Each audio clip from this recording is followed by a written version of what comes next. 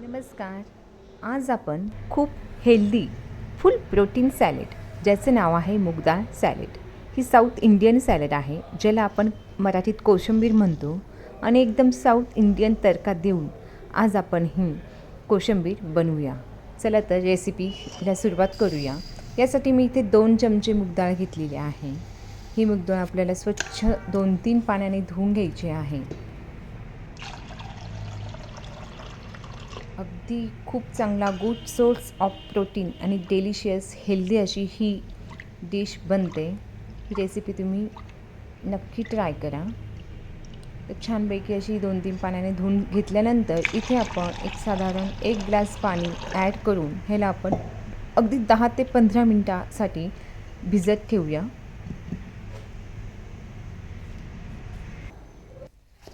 इथे मी पॅनमध्ये एक साधारण 2 ग्लास पाणी उकळायला ठेवलं आहे आणि आता त्यामध्ये ही भिजलेली डाळ आपण ॲड करूया.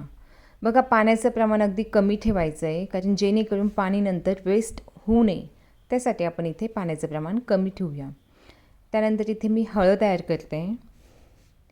अर्धा चमचा हळद आणि चवीनुसार आपल्या मीठ. अगदी 5 ते 7-8 मिनटामध्ये ही डाळ छान शिजते. बघा, मूग डाळीचे फायदे भरपूर आहेत.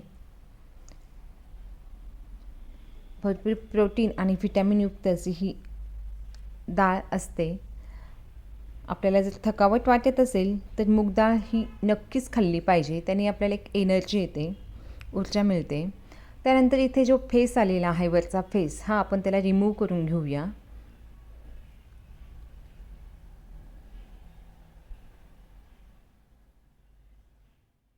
आता फेस काढल्यानंतर आपली डाळ अशी छान अशी शिजणार आहे.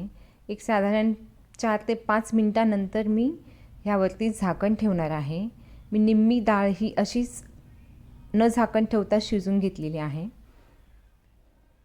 आता झाकण ठेवल्यानंतर अगदी 2 ते 3 मिनटासाठी आपल्याला झाकण ठेवायचं आहे. त्यानंतर आपली डाळ ही बघा छान अशी शिजलेली आहे. ह्यामध्ये जास्त पाणीही झालेलं नाही, जेणेकरून ते पाणी आपले वेस्ट होणार नाही. शिजले की नाही ते आपण बघूया.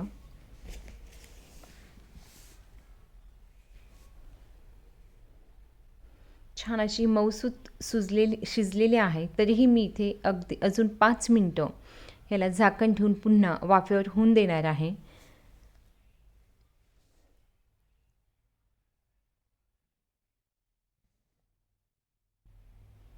त्यानंतर हे आपण मूग डाळ बाउलमध्ये ट्रान्सफर करून घेऊया.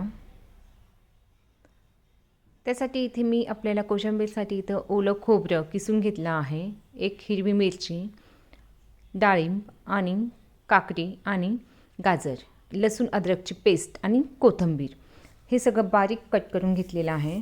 इथे मी पॅन ठेवलेला आहे. त्यामध्ये मी मोहरी 1 चमचा टाकणार आहे. छान असं त्याला आपण एक तडका देऊया. गॅस कमी ठेवायचा आहे यावेळी. आपल्या या कोशिंबीरची खासियत हीच आहे की ज्यावेळी हा आपला तडका अगदी छान असा बसेल त्यावेळी ही कोशिंबीर खूप खूप टेस्टी लागते. आणि मूग डाळ खाल्ल्याने आपले डोळ्यांचं आरोग्यही खूप चांगलं राहतं. त्यानंतर इथे मी कोथिंबीर, कढीपत्ता, ज्याने चव खूप छान येते. त्यानंतर पेस्ट म्हणजे मी कुटून घेतलं आहे अद्रक आणि लसूण. अगदी जाडसर, एकदम बारीक न करता मी थोडंसं जाडसर कुटलेलं आहे. त्यानंतर इथे हिरवीगार थोडीशी अगदी कोथिंबीर मी इथे ॲड करणार आहे. त्याने एक वेगळीच टेस्ट ह्या तडक्याला बसते. अगदी 1-2 चमचे आपण त्याला हलवल्यानंतर हा तडका आपण ह्या मूग डाळीवर टाकून घेऊया. आणि त्यानंतर आपण सर्व साहित्य ह्यामध्ये ॲड करूया.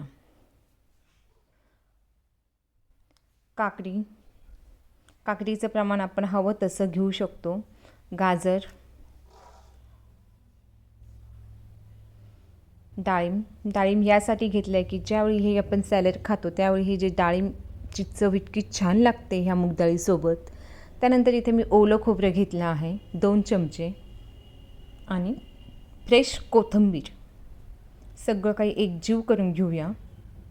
इथे मी एक ब्लॅक सॉल्ट काळं मीठ वापरलेलं आहे. चवीनुसार आपल्याला हे घ्यायचं आहे. साधं मीठ ॲड करूया आणि त्याला खालीवर करून घेऊया.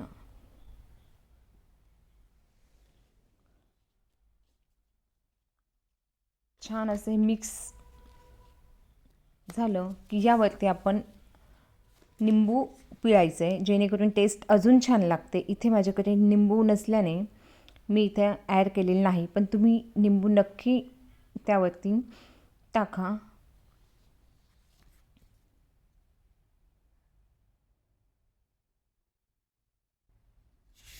तर छान असं हे आपलं सॅलेड बनलेलं आहे. तुम्ही बघू शकता कलर पण खूप छान आलेला आहे.